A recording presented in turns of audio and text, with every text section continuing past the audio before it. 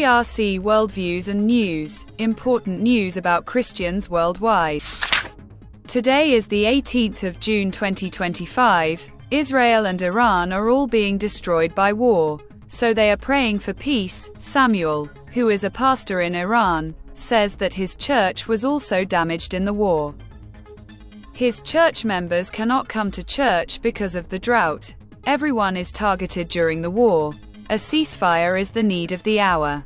Christian women in Vietnam are targeted for this abuse, including human trafficking, forced marriages, and sexual assault. This is a deliberate strategy. Kate Wang is one such victim, and she is protesting against the injustices being done to women.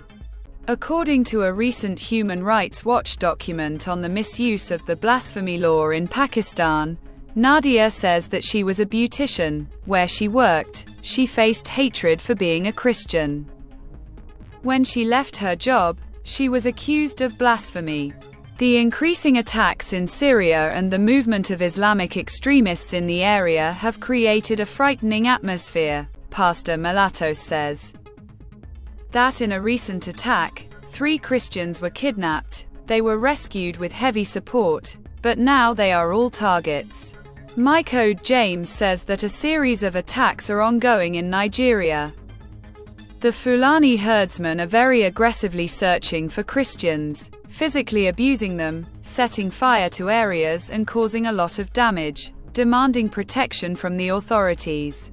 Father Luke Jomo, who served in Sudan, was killed in an attack by the Rapid Support Forces. The attackers opened fire on the Christians, which hit some worshippers and Father Luke. Some people were injured, but Father Luke died. Chang Fafang says that she teaches children in a Sunday school in China. The police entered the church without permission and harassed the children and teachers, then arrested the children and teachers. This is a very illegal act. Samba Nama says that the M23 rebels are killing a lot in Uganda. 2 people from her family and many people in the area have been killed. Christians are praying for protection. Amina said that 13 people from her area have been kidnapped. The attacks of the Allied Democratic Forces in Congo are increasing.